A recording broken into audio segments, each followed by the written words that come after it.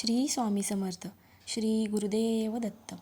आजच्या व्हिडिओमध्ये आपण पाहूया स्वामींची सेवा कशी करावी, स्वामींना कसं प्रसन्न करावे, स्वामींची पूजा कशी करावी या व्हिडिओमध्ये पाहूयात. व्हिडिओ शेवटपर्यंत नक्की पहा.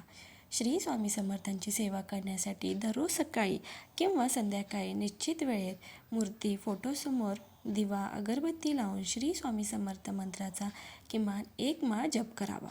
स्वामी चरित्र, सारामृत वाचन, तारक मंत्राचे पठण आणि भक्तांना मदत करणे म्हणजे सेवाभाव ही प्रमुख सेवा आहे. सेवा मनापासून आणि श्रद्धेने नियमित करावी. श्री स्वामी समर्थ. श्री स्वामी समर्थांची सेवा कशी करावी? नियमितता आणि वेळ. रोज सकाळी किंवा तिन्ही सांजेला एकच वेळ निश्चित करा आणि त्याच वेळेस देवाची विशेष पूजा करा. शक्य असल्यास गुरुवारी विशेष सेवा करा. पूजा विधी काय करावी तर स्वामी समर्थांचा फोटो किंवा मूर्ती स्थापन करा. देवासमोर निरंजन धूप दीप लावा. मंत्राचा जप करा. श्री स्वामी समर्थ या मंत्राचा एका माळेने 108 वेळा किंवा अधिक जप करा. जेवढ्या वेळेस शक्य आहे तितक्या वेळेस नामस्मरण करत राहा. तारक मंत्र.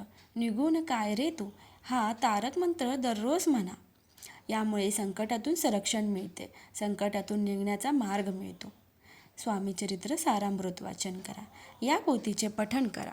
21 अध्यायांची पोथी ही 7 दिवसात रोज 3 अध्याय असे पूर्ण करू शकता. नैवेद्य काय दाखवावा तर गोड पदार्थ, दूध किंवा खडी साखर अर्पण करावी.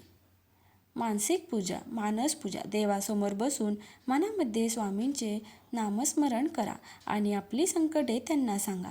अखंड सेवा करा. सेवा खंडित न करता नियमित करा.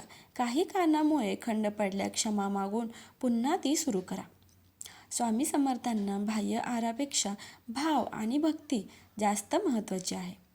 त्यामुळे सेवा करताना साधेपणा आणि श्रद्धा ठेवावी, दृढ विश्वास ठेवावा. तारक मंत्र व पारायण. दररोज तारक मंत्र म्हणावा. स्वामी चरित्र सारामृत या ग्रंथाचे नित्य पठण करणे खूप फायदेशीर ठरते. स्वामींना दररोज आवर्जून नैवेद्य दाखवावा. शक्य असल्यास पिवळ्या रंगाची मिठाई किंवा खडीसाखर नैवेद्यात ठेवावी. सेवा करताना संकल्पयुक्त सेवासुद्धा करू शकता.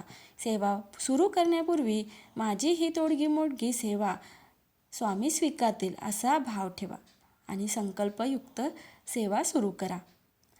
सकारात्मकता. सेवा करताना मनातील नकारात्मक विचार, द्वेष दूर ठेवावा. शाकाहारी आणि सात्विक जीवनशैली पाळावी.